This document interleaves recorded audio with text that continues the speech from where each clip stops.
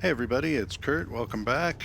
Today we're going to spend a little time in Microsoft Flight Simulator talking about visual approach in light planes.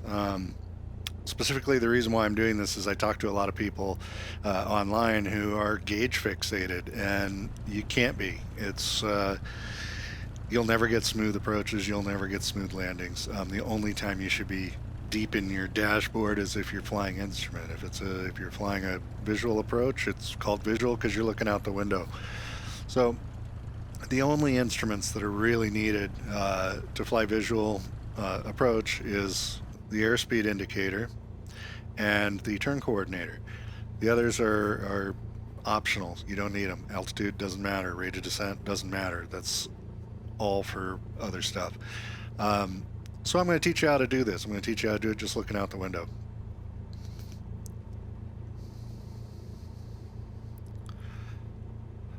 Important to point out, I'm not a flight instructor. Haven't flown real planes in years and years and years, so I'm sloppy.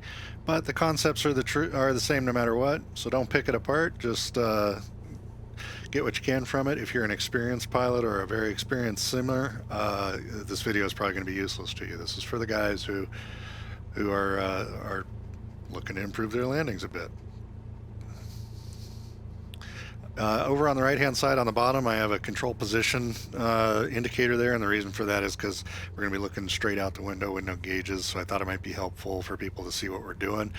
The bar on the left hand side of that little display is the throttle position. The big cross is the joystick position, pitch and roll, and the bottom is the rudder, along with the toe brakes that come in from the side as little orange lines.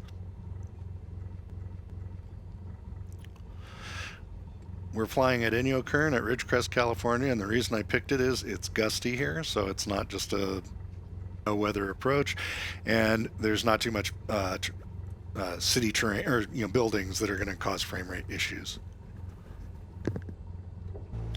On the right-hand side, you can see I popped up a couple of gauges. Those are coming from Lorby. Axis and O's has pop-out analog gauges. MSFS doesn't let you pop out the analog gauges, which is kind of silly, but whatever. This is the view we'll use for landing, and I accidentally use it on this first pattern, which causes me to be especially sloppy because having the directional gyro visible is pretty handy at an airport you're not familiar with, which I'm not with this one. And on my directional gyro that you can't see right now, I have heading bug to help me with all that stuff, so I kind of stumble along here. Anyways, coming through 60 knots, going to rotate.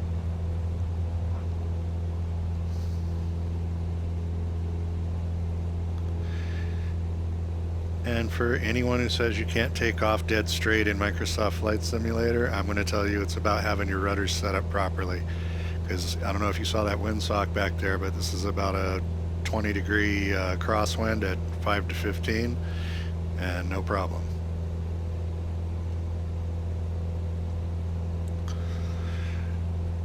So anyhow, in the 172, you take off you rotate rather about 60.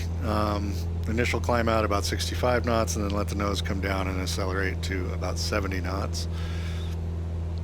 We're going to go up to about 1,000 feet. I'll end up flying a little higher than intended because everything about this is not perfect piloting. I was trying to think about how I wanted the video to be, and I wasn't really obsessing about getting everything right. I just want to show the actual approach and landing part of it. We keep our bank angles pretty minimal in the pattern in real world flying, and it's a good habit to get it in Flight Simulator, especially if you're ever going to go after a real pilot's license. Generally, bank angles around 20 degrees in the pattern is fine. And the reason why is that you don't want to risk getting a stall at low altitude, and when you're turning, your stall speed increases a bit, so the less bank you use, a little bit safer.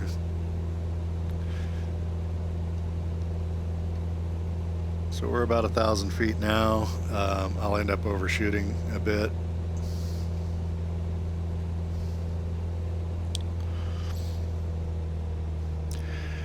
Another thing to talk about while we have some time here, when you're on the final approach, flying visual in a GA plane like this, and you have the visual aids for the glide slope, the VASI in the case of this airport, it's okay to be high. Just don't ever be low. So what you'll see sometimes is you'll have the two white lights. That means you're a little high. That's absolutely all right. There's nothing wrong with that. The only time it gets critical is when you're doing instrument flying. But when you're flying visual, it's actually, especially with a very long runway like this, it can be to your advantage to have a little extra altitude. If anything goes wrong, altitude can save your ass. So just something to keep in mind. It's not always, glide slopes are about instrument approaches, really. When you're flying VFR, you can do whatever glide slope you want, just don't get below the established glide slope, because that can be dangerous. There's homes or cell towers or whatever that could be a factor, so you want to make sure that you don't get below that. So since we're flying visual, another thing to talk about here is with the attitude gyro, the center one. Get used to the idea of putting the horizon in a particular place in your field of view outside, and you'll learn to keep that constant with the attitude gyro instead of staring at the attitude gyro. Learn what it looks like out the window when the attitude gyro is happy. So right now I'm trimming for 70 knots, which is my preferred approach speed in the Cessna, and I'm letting the nose come down. I've reduced the throttle, you heard. I'll go through this part of the approach in a little more detail on the next circuit. And again, I don't have my heading gyro, so I'm kind of guessing and eyeballing my turns here. Still a little bit high. Pulling the throttle back, get the descent going a little quicker. And throughout this video, my airspeeds seem to run a little slower than I really want them. So instead of constantly calling myself out on it, I'll just say it now. I'm looking for 70 and I'm getting 65, and it's fine. 65 is okay in the 172, but my preference is 70. So on base leg here, I normally put my second notch of flaps down, and I don't usually do a third notch of flaps on long runways. There's really no need for it, unless you're very high and you need to lose the altitude or something.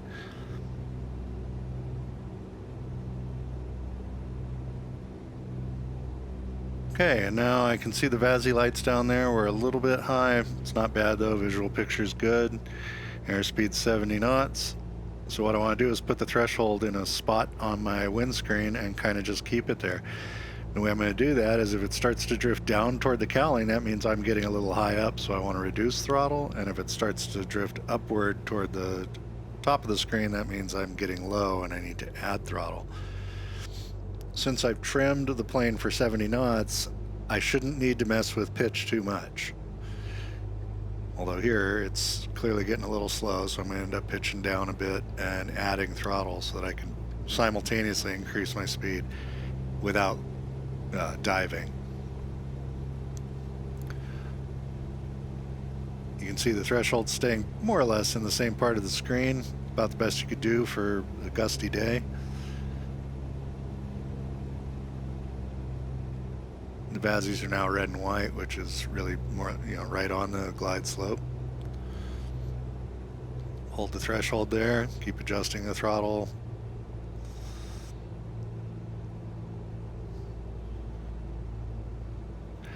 And then just as you come into your flare, you want to switch your view from the threshold down to the other end of the runway, and that'll help you to smooth out your landing. Just brings your peripheral view into play a little better, which allows you to be a little smarter. And I float a bit here. It's because my airspeed wasn't well controlled. Originally I was going to do this one as a touch and go, but I'm going to do full stop here because while I was flying that circuit I realized a couple settings I didn't like, and also I made some changes so that I could fly a tighter pattern with the dashboard in view. So I'm going to clip here and I will rejoin you in just a moment when we're ready to take off again. Okay, so we're ready to go again, and just to recap, the whole process is trim for your airspeed, throttle is altitude, pitch is speed. Keep the threshold at a fixed point in your windscreen as best as you can all the way down your approach. And that's really the keys to the whole thing. So we'll do another pattern here. This will be a little cleaner around the circuit, hopefully, now that I have the dashboard in view. Alright, flaps are all the way up because we got miles and miles of runway. Throttle to max. Hold the center line.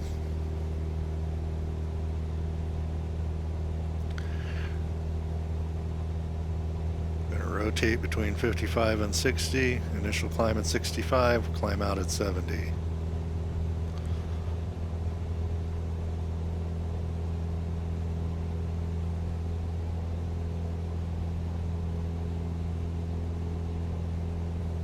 So with a better view of my heading gyro now, you can see I have that bug up there for my runway heading approximately. And as I start my turn here, I'm going to put that bug over till it's on my 3 o'clock position. And again, if you're flying a place you're familiar with, a lot of times there's either the street grid or whatever else that will be the references, visual out the window references that you would be using. But this is an unfamiliar airport for me, so kind of have to rely on the headings.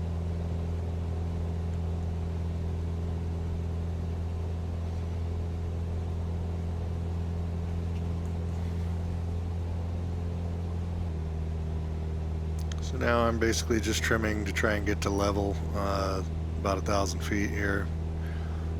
AGL, letting the airplane accelerate. When doing pattern work, it's funny because with the little planes like this, about the time you get it going the speed you want, it's time to start slowing down. So I get the threshold right off the wing there, what we call a beam. And once I do that, I'm going to reduce the throttle in level flight and just let the airplane slow back down to about 70 knots. And about this time we'll put in 10 degrees of flaps.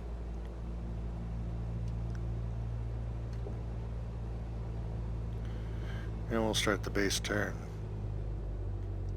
Usually I put in a second notch of flaps on base, and for long runways that's all I'll use.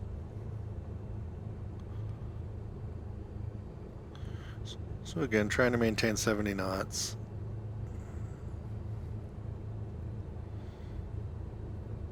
Airspeed is really your critical item.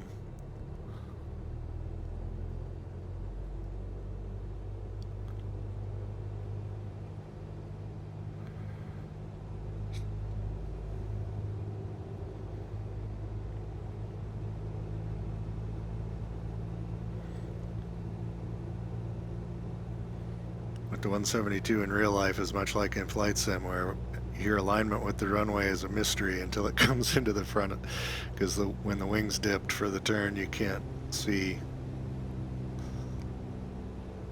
Okay, so this time we're looking okay with 70. I'm pretty sure I'll end up going a little slower than I intend to. A little smoother this time on the approach, not so much gustiness. Keeping that threshold right where I want it, for the moment anyways. I think I end up getting a little high or low here. Throttle to control altitude, pitch to control airspeed. If they're both wrong, then you correct both. In this case, I'm getting a little slow, but I'm pretty low, so I'll probably add a bit and nose down a bit, try and get that to come back. Over the airport fence at about 65 knots in the Cessna. Threshold staying right there in the center of the screen where I want it. A little off center. Transition your view down the runway as you flare, and there you go. So that's how you do it. Again, not intended to be a truly instructional video, but to show you how to fly visually out the window and not be fixating on your gauges all the time. I hope that helps, and we'll see you in the next one. Take care.